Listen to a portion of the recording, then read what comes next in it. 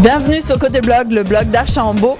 Aujourd'hui, on va se régaler de Stefano Faita et puis on va présenter le deuxième tome, Entre cuisine et bambini. Écoute, c'est un livre qui était fait pour la famille. Puis dans toutes les entrevues, je dis famille avec un F majuscule, tu sais. Par contre, c'est aussi un livre qui est pas juste pour les enfants, tu sais, ou pour des gens qui ont des enfants, tu sais. Comme tout le monde trouve son compte là-dedans. Écoute, on se garde quand même une petite réserve dans le livre pour, tu sais, une soirée de filles pour les mamans, tu sais, ou une virée avec les gars, tu sais, l'après-midi, sans les enfants.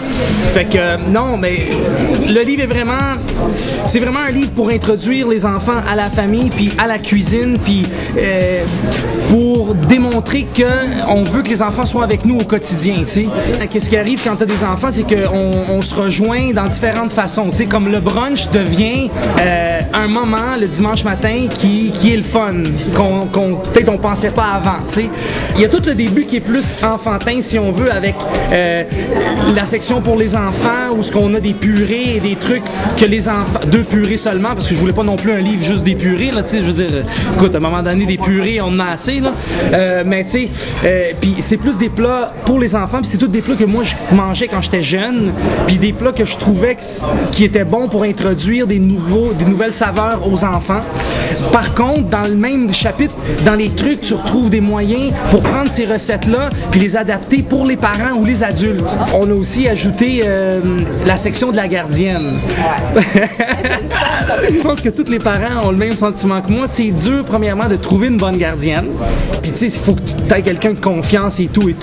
Et je me dis, écoute, on peut peut-être la garder par la panse. Tout le monde s'est séparé, c'était drôle. On était en équipe, on avait la styliste culinaire, on avait la photographe, etc. Moi, puis là, moi, je suis allé dans le nord avec ma blonde puis ma petite. On a passé 8 jours autour du lac de Côme.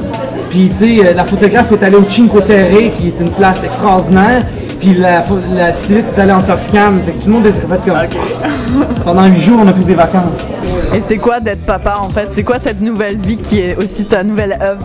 Ben, c'est d'être à l'attention, c'est d'être à l'écoute, c'est d'éduquer ton enfant, tu sais, parce que de 0 à 3 ans, le cerveau marche 2 fois plus vite que nous autres, dans le fond. Fait qu'on veut, nous autres, on aimerait ça qu'elle apprend de plus en plus. Premièrement, comment bien manger, qu'elle découvre plein de saveurs, plein de goûts, et évidemment, le plus qu'elle vieillit, le plus que je vais lui demander, ou j'aimerais ça créer des activités en cuisine avec elle. Je veux démontrer que dans le livre que la vie arrête pas, que tu as des enfants, que tu sais, en plein milieu de la ville de Montréal, dans une cour puis une ruelle, mais tu peux avoir un barbecue, puis tout le monde peut crier, puis on a du fun avec tous les enfants puis tous nos amis quand même, tu sais.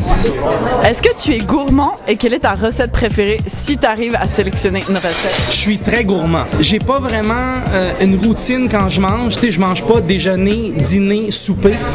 J'étais un gars qui mange beaucoup toute la journée. T'as souvent l'air survolté. Pourquoi? Bah non, je suis pas survolté. Je suis juste hyper actif. Mais j'aime ça la vie.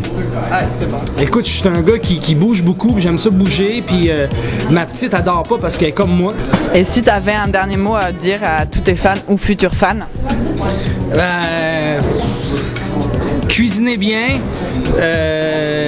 incorporez à votre quotidien vos enfants en cuisine. C'est vraiment de prendre la vie au présent puis essayer d'apprécier tous les moments, que ce soit des grands moments ou des petits moments.